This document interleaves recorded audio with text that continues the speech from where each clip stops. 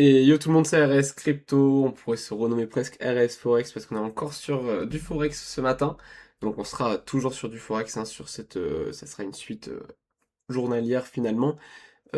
Aujourd'hui, ben, je démarre mon TradingView et j'arrive sur une magnifique bougie rouge journalière. Donc merveilleux, je vais enlever Ishimoku, donc c'est un indicateur qu'on se servira par moment, je vous l'expliquerai plus tard. Et du coup, magnifique mes trades. Donc du coup, pour le dollar australien contre le dollar, et bon, on a une belle bougie rouge, donc on a perdu une partie des profits. Pour l'instant, le trade n'est pas mort du tout. Ok. À mon avis, quand on va regarder les news, on va entendre des choses sympas qui sont sorties, ou j'ai loupé quelque chose. De toute façon, je ne regarde pas forcément. La macro, c'est ce qui est autour, hein. La macro, c'est ce qui est autour, donc tout ce qui va être nouvelle économique, etc. Je n'écoute pas ça pour ne pas me faire avoir par le bruit, ok? Je vais à la limite, ce qui va m'arriver aux oreilles, à mon avis, pour moi, c'est vraiment les trucs les plus importants. Tout le reste, pour moi, c'est que du bruit. Donc, tout simplement, ben là, on voit un joli retracement, une belle bougie rouge. Là, ça s'est fait depuis, on va dire depuis, ça a commencé réellement autour de 16 heures hier. Et là, franchement, c'est une belle chute, c'est super. Donc, on peut imaginer qu'on retravaille toute cette hausse. On peut avoir un rebond ici, d'accord? Ça reste une zone de rebond jusque là à peu près. Si on commence à aller chercher ici, ça commence à devenir dangereux. À mon avis, mon trade risque de se faire BE. Ok, donc BE, donc sortir légèrement en profit. Je monte un tout petit peu pour pas avoir de négatif, mais franchement, c'est juste là, je chipote un petit peu. On est quand même en survente ici, on a de la place à l'achat ici. On peut peut-être repartir. Ça reste faisable. On regarde la suite. Le dollar néo-zélandais contre le yen japonais. Pareil, belle chute, belle bougie rouge. Je ne touche pas mon trade, même si pour moi c'est presque une évidence maintenant. Après, la zone de rebond est extraordinaire, hein. Je veux dire, là, je crois qu'on avait une deuxième entrée par ici ou par là. On doit être tout juste dessus. Ça, vous voyez, mon point d'entrée du coup est plus bas que là où j'ai mis mon trade à la base. Donc du coup, j'ai un point d'entrée qui était ici à la base qui se retrouve ici. Donc j'ai peut-être mis mon deuxième point d'entrée à la limite un peu trop proche, ne pensant pas qu'on irait chercher si bas. Après, cette entrée-là est extraordinaire. On prend les deux mèches qui sont là, on, on est sur cette zone-là, donc ça peut être un breaker, hein, d'accord? On a une inversion de tendance ici. On avait des hauts plus bas, et là maintenant, depuis ici, on fait des hauts plus hauts, d'accord? Et après, là, on est reparti sur des hauts plus bas. Et cette zone-là est du coup une zone d'inversion. C'est une zone qui peut être défendue, d'accord? C'est-à-dire que les personnes qui se sont positionnées ici peuvent avoir envie de défendre cette zone. Et d'ailleurs, regardez, hop, on s'arrête bien ici. On est peut-être en train de rebondir. Je vous cache pas qu'il y a une vie où, vu la puissance de la baisse là, il y a quand même une vie où on va chercher un peu plus bas. Ok? Style, aller chercher ici, presque même ici. Ok? Mais je ne touche à rien. Excusez-moi. Hop. Mais je ne touche à rien du coup. Ok?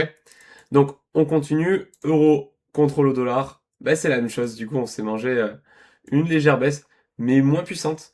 Moins puissante, moins puissante. On n'est même pas allé chercher notre point d'entrée. Nous, on le conserve, hein. Moi, je ne suis pas contre aller chercher ce petit point d'entrée. Regardez, en plus, on fait des divergences haussières encore. Ici, non, c'est même pas une divergence haussière. Non, non, on n'a pas de divergence haussière. J'en voyais une là, je croyais qu'il y en avait une autre ici. Pour l'instant, elle n'est pas forcément validée et on n'en a pas du tout même. Par contre, on a de la place à la baisse, donc pour moi, il y a des fortes probabilités pour refaire un petit coup vers le bas. Peut-être aller chercher cette entrée, peut-être même aller chercher peut-être cette zone-là, là, qui est une zone de support. Hop, je vais le dessiner, je vais reculer, vous montrer pourquoi. Tac, si je l'ai tracé, c'est que c'est forcément une zone de support. Ok? Donc, du coup, l'idée. Ça serait... Ah ouais, j'ai placé mon stop loss. Non, non, ça va, c'est ok. Donc du coup, on pourra aller chercher du coup cette zone-là et peut-être cette zone-là qui est une zone de consolidation. Vous voyez, on a fait une structure ici, on a inversé la structure ici et le support, enfin la résistance qui est ici, du coup, la zone où on se faisait rejeter à chaque fois, et ben c'est devenu du coup un support. Toutes les résistances se transforment en support en général. Parce que c'est là que s'il y a un break, il y a une inversion. Du coup, les acheteurs passent gagnants si on a un break vers le haut, et les vendeurs passent gagnants si on a un break vers le bas. Ok? Donc, du coup, c'est une zone qui va automatiquement être défendue. D'accord?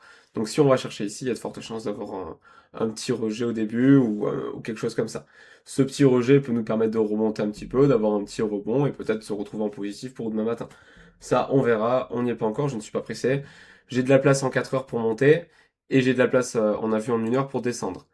Je ne touche pas mes traits de toute façon, hein. Moi j'ai placé mon stop loss comme je le sens. Pour l'instant, ils ne sont pas touchés. Je vois pas de raison de toucher à mes positions, de changer quoi que ce soit. Donc je ne touche à rien. Je ne touche à rien, je laisse cette zone opérer. Sur le dollar néo-zélandais, je laisse cette zone opérer. Vous voyez, on est en train de faire une belle mèche là, donc on peut peut-être avoir une bonne reprise. Peut-être aller récupérer mon point d'entrée, peut-être demain matin se retrouver par ici, qui sait, je ne sais pas. Après, cette zone-là risque de faire office d'une belle résistance quand même, vu l'inversion qu'on a. On verra, on verra, on verra. Moi, je suis preneur de tout, et je verrai demain matin, j'agirai en conséquence. Si demain matin on va chercher ici, qu'on a un petit rejet, qu'on repart, il y a de fortes chances que cette fois-ci je clôture. Ok. Mais pour l'instant, on ne touche à rien. Pour l'euro, pareil, je ne touche à rien. Je me dis qu'on peut aller chercher cette entrée et remonter. Ça descendrait un petit peu mon point d'entrée de base. Et le dollar australien contre le dollar, bah, même chose, on va laisser cette zone rebondir. De toute façon, lui, il est sécurisé, pas de souci. Ok. Donc, en définitive, on continue notre analyse et on ne touche à rien. L'euro contre le GBP, je ne touche pas, j'ai toujours une position en danger sur l'euro. Le dollar néo-zélandais, j'ai une position dessus. Le dollar canadien contre le yen japonais, j'ai une position dessus. Le dollar australien contre le yen japonais, j'ai une position dessus. Le dollar contre le dollar canadien, je n'ai pas de position dessus. Et du coup, on va regarder ce qu'on a. On se place en daily. Si j'ai une position dessus, mais elle est sécurisée, ok? On a l'habitude. Alors, on se rappelle, on l'avait vu hier, on avait atteint donc break cette zone de consolidation. Elle n'est pas terrible, terrible, on n'a que 2 rebonds dessus, donc c'est pas la meilleure zone qu'on puisse avoir. On peut tracer une tendance à partir du moment où on a 2 rebonds sur cette même tendance, ok, qu'elle soit haussière, droite ou baissière, peu importe. Si elle est droite, c'est plus une consolidation. Si elle est vers le haut, c'est une tendance haussière. Si elle est vers le bas, c'est une tendance baissière. Ok. Quand on a 2 tendances presque collées comme ça, on peut imaginer qu'on a une consolidation et en général, on trouve des structures là-dedans. Ok? Voilà, donc là, on n'a que 2 rebonds. Moi, je me sers uniquement des bougies, donc un, 2 rebonds. Et du coup, j'ai tracé ma droite. Vous voyez, elle a quand même fait office de résistance ici. Ok, donc la mèche est venue taper, on s'est fait rejeter. Et là, on est en train de réessayer de passer. Si on réintègre, on peut avoir une belle chute ici et au moins une petite réintégration jusqu'à la moitié. Ok? La moitié de structure en général fait office de résistance ici aussi. Et là, on peut le voir, on se fait rejeter ici plusieurs fois, on se fait rejeter ici, on arrive à passer, mais on repasse en dessous. Et ça peut faire office de résistance. C'est une zone à cibler, à travailler. Les 50% d'une structure, moi je travaille un petit peu là-dessus et c'est sympa. Donc, bref, tout ça pour dire que on est en surachat ici. Ici, on a quelque chose qui est plutôt haut. Et ici, on a quelque chose qui est chargé et prêt à partir à la baisse. Parce qu'on a croisé. Ok, si on zoome un petit peu, on est en train de croiser. Et donc, on a quelque chose qui est prêt à partir à la baisse. Si je trouve une structure de retournement, et bien éventuellement, je peux me positionner dessus à la vente. Ok? Donc ici, on est en train de croiser à la baisse. Ici, on est en train de croiser à la baisse, mais on est quand même pas mal en bas, donc on a de la place pour monter. Et si je vais en 1 heure, pareil, on est chargé en bas, on est déjà parti à la baisse ici. On a fait une divergence baissière. Ok. Donc divergence baissière signifie que on a de fortes chances de partir à la baisse. D'accord? Maintenant, ne pas se faire avoir. Ok, là, on a une structure qui pourrait s'appeler un double top. Un double top, c'est 2 sommets qui forment du coup une inversion de tendance et qui peut m'amener à la baisse. D'accord? Pour l'instant, niveau Ishimoku, donc Ishimoku, je m'en sers pour valider vraiment mes positions, valider les tendances, etc. Quand je regarde, pour mettre mes sécurités aussi, pour placer mes stop loss.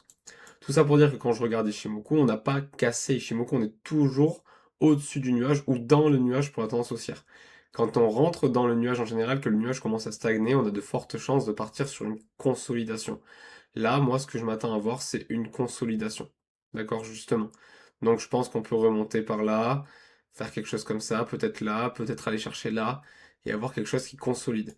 Avant d'avoir peut-être la vraie prise de décision qui serait soit une hausse, soit une baisse. Mais pour l'instant, on n'y est pas. D'accord?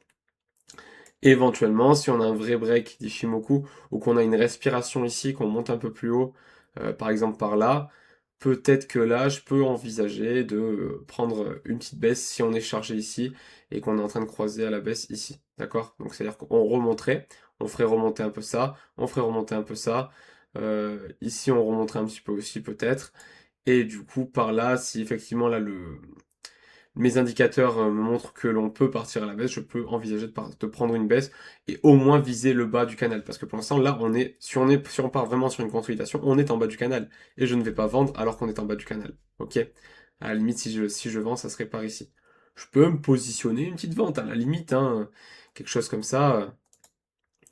Tac, avec un point d'entrée par ici. Hop, ma sécurité, on la place bien haut. On va le faire pour l'expérience, pour le fun. Et je pense même que ça peut être intéressant de le valider. Là, vous voyez, j'ai rien, j'ai pas de structure. Donc je vais prendre un peu de recul pour pouvoir bien placer mon stop loss. Et vous voyez, à part les mèches qui sont hyper hautes ici, je n'ai rien du tout. Je vais à la limite me positionner. Donc on a dit qu'on prendrait le point d'entrée par là, c'est ça, si je dis pas de bêtises. Oula, ça me fait une grosse position du coup, vu que je suis en daily. Avec du coup une sécurité, on va dire, allez, au-dessus du 50% des mèches. Ok? Donc par là. Hop là. Donc je vais m'avancer en 4 heures. Voilà. On a un stop loss qui est pratiquement la même chose, donc on va pas toucher. J'ai mon stop loss ici qui est positionné, pas de souci. J'ai mon objectif, on a dit qu'on visait à peu près la moitié du canal. On va viser au moins la consolidation qui est ici. D'accord? Au cas où. Là, j'ai mon ordre qui est prêt. Donc, rien de foufou, hein, je vais prendre mon entrée ici. J'ai mon stop loss qui est ici. Je prends à la limite une deuxième entrée par là. Ok? Et voilà, je laisse mon trade tourner. Donc, je vais créer mon ordre de limite. Créer un ordre de limite. Le risque, on a dit qu'on mettait un risque de 30 euros. Tac. Je mets vendre. Hop là, tout simplement. Ici, je risque 30 pour gagner 76. Ok? Donc, on va attendre que l'entrée se valide. On va mettre une deuxième entrée au niveau de la mèche ici. Vendre, on vend la moitié de ce qu'on a mis là. Donc, 9000 ici. On va mettre allez, 4000, 4008. Ok? Tac. Qu'est-ce que j'ai fait? Prix. Non, c'est unité que je veux mettre. Oups. On va recommencer. Tac. Vendre. Hop. Ça me sort pas. Mon option pour vendre. Donc quantité, on a dit 4008. Hop. Et je fais vendre. Ok. J'ai ma deuxième entrée. Je place bien mon stop loss au niveau de l'ancien du précédent. Et je laisse tourner. Ok. Ça fait que j'aurai une position à peu près correcte par ici. D'accord. Donc l'autre CAD. Je prends l'autre CAD, mais c'est dollar australien contre le dollar canadien. On continue. GBP contre le dollar. Et ben, du coup, on a déjà une position sur le dollar. Le dollar contre le dollar canadien, on a déjà une position sur les deux, donc on ne touche pas, encore pire. Et l'euro contre le dollar canadien, on a déjà une position sur l'euro, donc on ne touche pas. Ok? Donc, en résumé, on a fait quoi? On n'a pas touché pour le dollar australien contre le dollar. On n'a pas touché pour le dollar néo-zélandais contre le yen japonais. On verra bien ce que ça va donner, même si je mise sur un stop loss pour le coup. L'euro contre le dollar, on n'a pas touché aussi. On ne touchera pas. Et le dollar australien contre le dollar canadien, on a placé notre entrée pour éventuellement prendre une vente. Si demain on a pris cette entrée-là et qu'on est revenu ici, je prendrai un trade profit et je mettrai ma position ABE en sécurité. Ok? Même si pour moi, on peut envisager peut-être. Si demain aussi, par contre, on a fait une baisse, qu'on est parti, j'enlèverai cette position. Ok? Là, c'est juste que c'est trop tard pour moi d'entrer en position. Il aurait fallu entrer en position ici ou par ici à la limite, mais hier c'était trop risqué, il n'y avait pas de structure, il n'y avait rien. Ok? Voilà, pour moi tout est bon. Même chose que d'habitude, s'il y a des commentaires, n'hésitez pas justement à me le dire en commentaire, je serai ravi de répondre à vos questions. J'espère que le principe vous plaît. On continue ces analyses tous les matins et l'objectif c'est d'avancer ensemble et bon courage pour la suite la team et à très vite à demain matin.